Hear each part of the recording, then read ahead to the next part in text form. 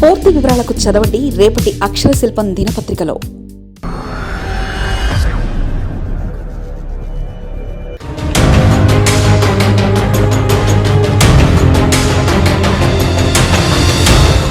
Ground లెవెల్లో అలా లేదు పవన్ కళ్యాణ్ ఆశల మేరకు సాగట్లే.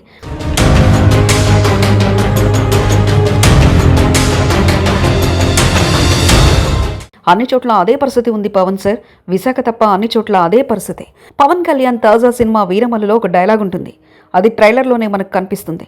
ఆ ట్రైలర్లో వినాలి వీరమల్లు చెప్పింది వినాలి అనే డైలాగ్ ఉంటుంది. కానీ ఈ మాట ఆయన సినిమా సరిపోతుందేమో తప్ప ఆయన ఎమ్మెల్యేల మాట ఎవరు వినడం లేదు.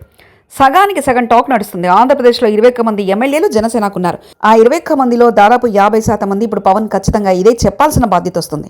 ఏదో పార్టీ పెట్టారు, వచ్చాము, గెలిచాము అంతే తప్ప అన్నీ విషయాల్లోనూ అవుతుందా అంటూ నిరసమైన పదాలు జనసేన ఎమ్మెల్యే మాటలుగా తెలుస్తుంది. జనసేన అధినేత పవన్ కళ్యాణ్ కోసం 20 మంది ఎమ్మెల్యేలు ఆసక్తిగా ఎదురు చూస్తున్నారా అంటే అవునని అంటున్నారు. జనసేన ఎమ్మెల్యేలు ప్రాతినిధ్యం వహించే నియోజకవర్గంలో ఆ పార్టీకి సంబంధించిన ఎమ్మెల్యేలే ఇబ్బందులు పడుతున్నారు. అధికారులు కూడా సహకరించలేదు.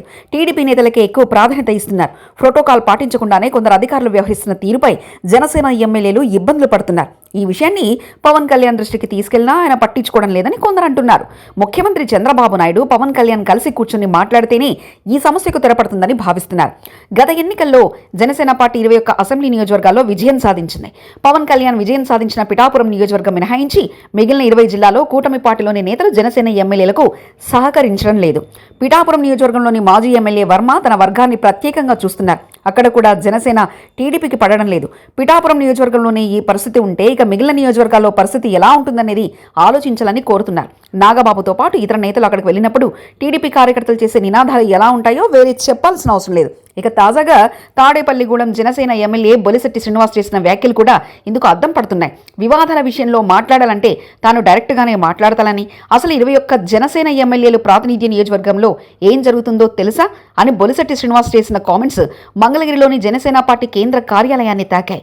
అందరినీ ఒకచోట కూర్చోబెట్టి చర్చ పెడితేనే అప్పుడు తెలుస్తుంది తమ బాధ ఏంటో అని ఆయన అన్నారు. కలిసి ఉంటే అందరికీ మంచిదని, లేదంటే వచ్చే 5 ఏళ్లు అందరూ అడుక్కోవాల్సి వస్తుందని కూడా బొలిశెట్టి శ్రీనివాస్ చేసిన హెచ్చరికలను పరిస్థితికి అద్దం పడుతున్నాయి. కూటమి ధర్మం ప్రకారం అన్ని పార్టీలకు సమాన హక్కులు ఉండాలని కోరారు. మరొక వైపు జనసేన అధినేత పవన్ కళ్యాణ్ మాత్రం ఆగస్టు నెల నుంచి పార్టీ పటిష్టతపై దృష్టి పెడతానని తెలిపారు. పవన్ కళ్యాణ్ మాత్రం కూటమిలోని 3 పార్టీలు సమన్వయంతో పనిచేస్తున్నాయని తెలిపారు. అయితే చంద్రబాబు పవన్ కళ్యాణ్ సమన్వయంతో పనిచేస్తే సరిపోదని, కింది స్థాయిలో సమన్వయం ఉండాలని జనసేన ఎమ్మెల్యేలు కోరుతున్నారు. నియోజకవర్గాల్లో తమ పరిస్థితిని తెలుసుకుంటే పవన్ కళ్యాణ్ అలా మాట్లాడరని అంటున్నారు. మొత్తం మీద త్వరలోనే జనసేన ఎమ్మెల్యేలు పవన్ కళ్యాణ్కు తమ పరిస్థితులు వివరించి కూటమిలో పార్టీల సమన్వయానికి కృషి చేయాలని కోరేందుకు సిద్ధమైనట్లు సమాచారం. మరిన్ని కథనాల కోసం సబ్స్క్రైబ్ చేసుకోండి మీ అక్షర శిల్పం. పూర్తి వివరాలకు చదవండి రేపటి అక్షర శిల్పం దినపత్రికలో.